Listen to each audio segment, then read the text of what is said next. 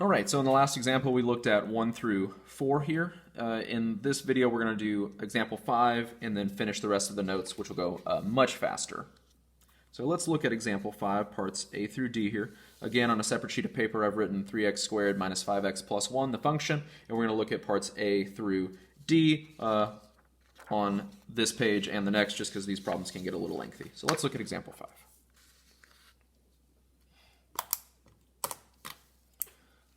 Example 5. Starting off with a pretty easy example. What's f of 1? So we know the rule, f of 1, or f of x, and we're going to find f of 1 by taking this 1 that's in the parentheses and plugging it in to every x that we see. Okay, in this case there are two x's, so I'm going to plug in 1 into both. Right?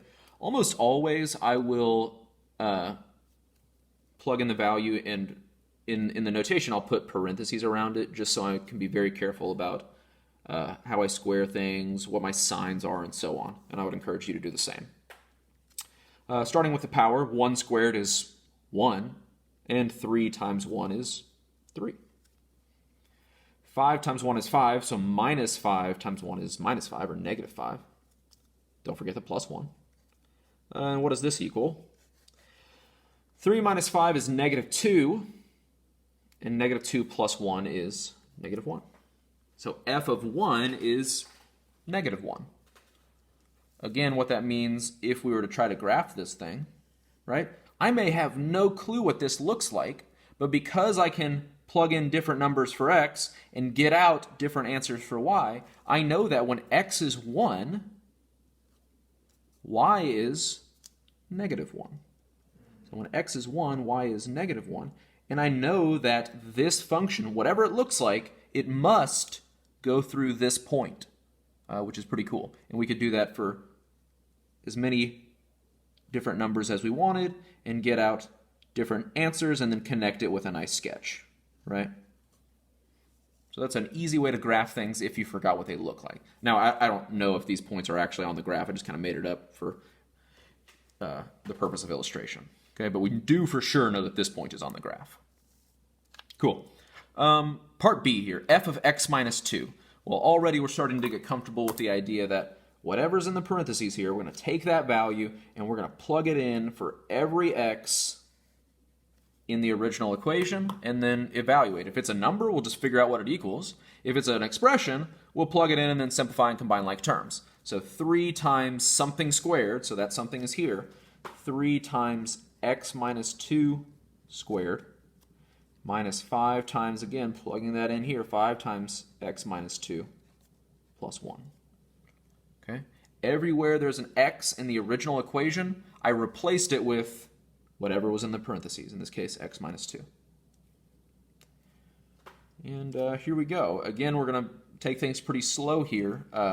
3 times x minus 2 squared, that's 3 times, remember what it means to square something, multiply it by itself. We can distribute minus 5x plus 10, careful with those signs, plus 1. Awesome. We'll FOIL here first, and then we'll worry about what this 3 does. Okay? So this is 3 times... I'm going to FOIL this pretty quickly, so try this on your own, maybe pause the video and FOIL this out and combine like terms if possible to get a final answer here. But if you FOIL this, you're going to get x squared minus 4x plus 4. Okay, so try that one on your own. X squared minus 4x plus 4. Cool, so we FOILed that, and then now that we FOILed it, now we can worry about distributing that 3. Okay, so let's look at that. It's going to be 3x squared minus 12x plus 12 minus 5x plus 10 plus 1. Okay, combining like terms into a final answer. There's only one square term, 3x squared. There's a few x terms, looks like negative 12x minus 5x, so that's minus 17x. And then there's these whole numbers that we can all round up into a single number. Positive 12, positive 10, positive 1. 12 plus 10 is 22, plus 1 is 23.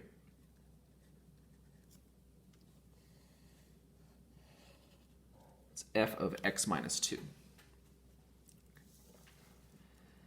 All right, part C, what's f of 2x? So this is kind of odd, but let's remember the rule.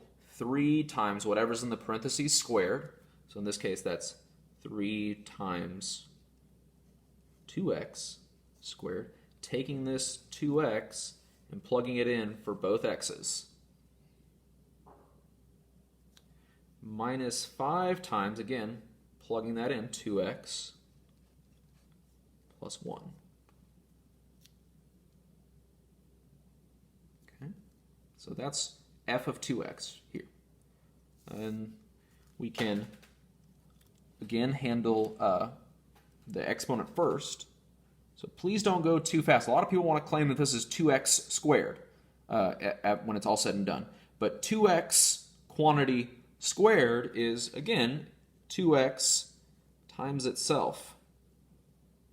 So let's be careful. Negative 5 times 2x is minus 10x plus 1. 3 times 2x times 2x is 4x squared. Okay? Some of you may have remembered that 2x quantity squared is 4x squared.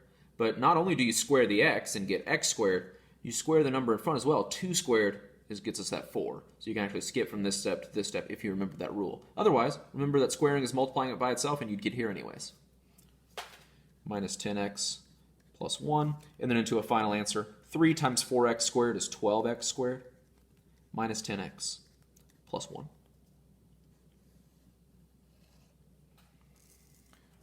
Excellent. So that's part C, and then we'll finish with part D.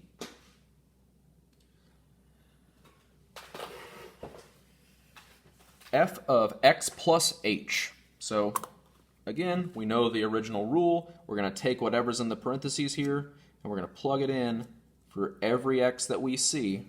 In this case, those two. So that's going to be 3 times x plus h squared minus 5 times x plus h plus 1. If I take this x plus h and plug it in here, I get x plus h squared. If I take this x plus h and plug it in here, I get minus 5 times x plus h. Okay? Please be very careful. A lot of people want to go very quickly and say that f of x plus h is just this plus h, and that's not the case. We are taking this x plus h and plugging it in for every x that we see, and then we're going to FOIL things out and simplify. So here we go. 3 times x plus h squared, we've already seen several times over that x plus h squared is x plus h times itself, x plus h. This thing here is minus 5x minus 5h plus 1. Okay. We said earlier that we're going to take this x plus h times x plus h and FOIL this out. And then at the end, we'll worry about handling this 3. Okay. Is that the only way to do this? And the answer is no. There are other ways to approach this, but I think it's easiest to FOIL here first, and then once you have an answer, take that 3 and distribute it in. Okay. So let's look at what we get here. I'm going to FOIL that. I know we have this minus 5x minus 5h plus 1 sitting out here. So let's just for this part focus on what this is going to equal. So let's look. X times x for the first is x squared. For the outer is going to be x times h, which is just what it sounds. xh, x times h. For the inner is the same exact thing, right? What's x times h? It's this again. If you wrote h times x, that's also fine. And then the last is going to be h times h or h squared. Now, I wrote xh plus xh because I kind of know where this is heading, but realize that x times h or h times x, those are the same thing. xh plus xh? Well, what's 1xh plus 1xh? Let's think about that now. So we have 3 times x squared. We just said 1xh, right? Secretly there's a 1 here. What's 1xh plus 1xh? That better be 2xh. And then plus h squared. Okay? So that's kind of a tough thing to remember to do, but 1xh plus another xh is 2xh. Minus 5x minus 5h plus 1. Distribute this 3. 3x squared plus 3 times 2xh, 3 times 2 is 6xh, plus 3h squared, minus 5x, minus 5h, plus 1. And as gross as this answer looks, this is as far as we can go in terms of simplifying. Right? There's only one x squared term, so I can't combine this. There's only one h squared term. There's only one x, only one h, only one whole number, and there's only one xh. So there's no quote-unquote like terms to combine here. We're done. Cool. So that's a very tough example, but one that you'll, believe it or not, see a lot in calculus next year. And we may deal with something like this in the future, but we want to be very comfortable taking different things, plugging them into formulas, and simplifying as best we can. Okay, so that takes care of all of this first page. Let's look at the second page, which is so much easier. We'll go through this stuff quite a bit faster. In example 6, we are told to find the following values for the graph, where f of x is the curved graph, so that's important information, and g of x is the linear graph. Okay? So this curved graph here is f of x. So for any of the problems involving the letter f, I'm only focusing on that curved function. G of x is the linear graph. So for any of these problems involving the letter g, I'm only focusing on this graph of linear segments. Okay? Cool. So f of 4, what does that mean? What is f of 4? Well, to find f of any number, all this is asking when you're looking at a graph is when x is whatever that number is, y is what?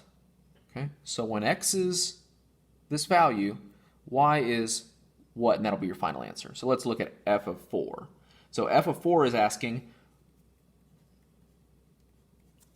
when x is 4, y is what? Okay, so when x is 4, please be careful, these are counting by 2's. So 2, 4, okay. So when x is 4, y is right here at a height of positive 2. Okay? Hopefully you caught that. When x is 4, y is 2 on the graph of f. So the answer is 2. What's f of negative 6? Okay, when x is negative 6, so that's here, y is here, again at a height of 2. Another way to think of this is the coordinate negative 6 comma what is on the graph, and the point negative 6 comma 2 is on the graph. What's f of negative 10? Negative 2, negative 4, negative 6, negative 8. They don't tell us, but we can all agree that this is negative 10. And so when x is negative 10, y is... When x is negative 10, y is here at a height of 4. Okay. Faster now, what's f of 8? When x is 8, y is 6. What's g of 0? Okay, different letter, so different function. Now I'm looking at this line segment here. When x is 0, y is... When x is... Here's negative 2, here's 2. X is 0, y is 4. What's g of 6? When x is 6, y is way down here at negative 6. And finally, g of negative 2. When x is negative 2, y is 0. Right? When x is negative 2, it's not above or below the x-axis. It's on the x-axis at a height of 0. Awesome. We'll end the video here and finish with a short video for the last few examples.